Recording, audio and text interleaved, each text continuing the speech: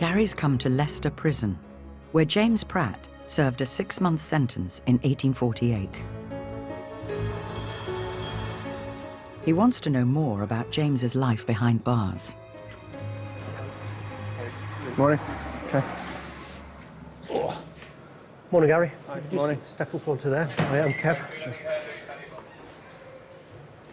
Okay, you got anything in your pockets you shouldn't have? You got any mobile phones? Yeah, I've got my phone, yeah. Okay, if you just put empty pockets and put your possessions on there, please.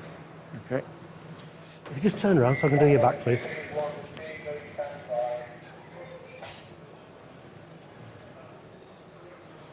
He's after my crisps.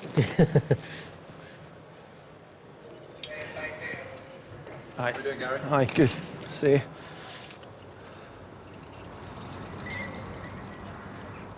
It's quite stark, isn't it, and austere. I can't imagine what it was like sort of 165 years ago when my great-great-great-grandfather would have walked through those very gates there.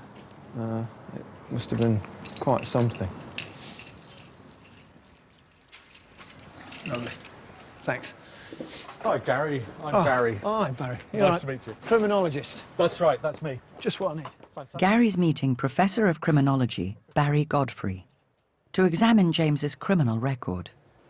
Well, I know a few things about James Pratt. I know that in 1848 he got in trouble for stealing 6 fowl. Is there anything else that you can tell me about that prison sentence, or...? Can't tell you much from 1848 because the record was only started 20 years after that. But fortunately for us, if not James, here he is again in 1868. Oh, he's not back in again? He's back in again, and actually, if you have a look at his record, you can see all his list of offences here. He's got plenty of previous, which suggests he was a serial offender. Yes.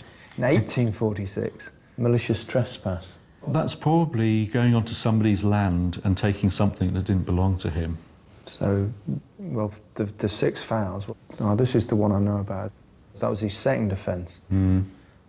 There's a few. There's a few. What's this one? 6th of May, 1857, that's what's 9 years later. Night poaching. Yes, so he's going out at night, setting traps, catching rabbits, catching pheasants, bringing them back for the pot. I thought I was the first poacher in our family. Yeah, he's not a gold poacher, he's a proper one. It's a different one, yeah. And he gets 3 Canada months for that. Wow. And then there's more. Didn't really learn his lesson, did he? Yeah. In 60, night poaching again. The things I read in the newspaper, which it was one of the things that really fascinated me, actually, is that the police constable immediately thought, as soon as he heard about this offence, he knew that it was one James Pratt. He went straight round and caught him in the act of sticking him in a pot. James is probably pretty well known as a poacher in the local area. For the landowners and the people who own the game and the pheasants, this is a really serious property offence. You know, these are the guys who've got the land, they've got the power, they're the magistrates, they're the judges. These are the guys that you really don't want to get into trouble with, because when you do, you're going to end up straight back into Leicester Prison. Does this record suggest to you that he might not have been the brightest? He's got no education. He went to Sunday school, the records tell us that. I noticed this down the bottom here. It's got his mark, and it's just a cross. He can't even sign his name, so he can't read or write. We've given him a hard time, but he was just a poacher, though, wasn't he? Really? I mean, he didn't do too much harm to anyone, really, did he? But that isn't how the courts would have seen him. They don't like people like James because he's stealing from the rich and he's putting himself above his station, doing things that they just don't approve of. In Victorian times, poaching was a common rural crime. Many poachers didn't see themselves as criminals at all, believing there was little wrong with catching the occasional rabbit or pheasant for the pot. But strict game preservation laws meant that only those who owned land were legally allowed to hunt. And across Britain, millions of game birds, rabbits and deer were killed each year for sport.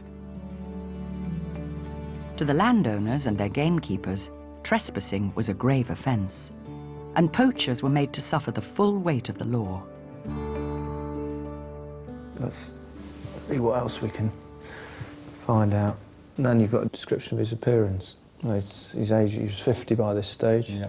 He's got hair, dark brown and grey. Going grey. Ah, interesting. Comes to us all. Yeah. He's 50 years old, so, you know. Yeah, so am I. Nose extra large. Yeah, okay. Runs in the family. What's that about his mouth? What? That's also large. He's got large features.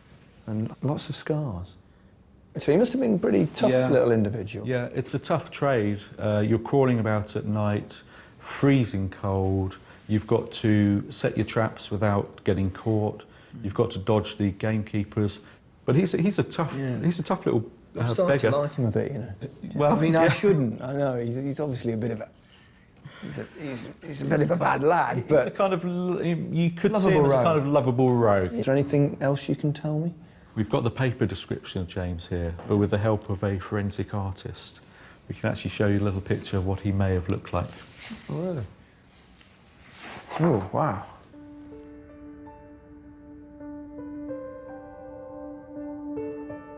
He looks a little bit like me, doesn't he? He looks more than a little bit like you. The nose, the lips. The ears. Yeah.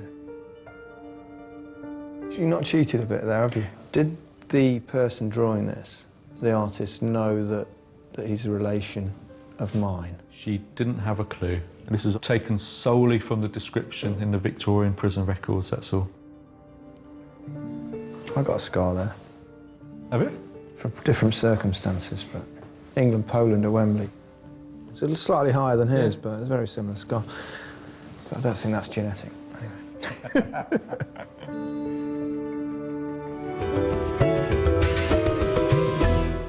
Because Gary knows so little about his ancestry, he's asked for some professional advice from a genealogist, Anthony Adolph. Records from the Victorian era. 1848. Blimey.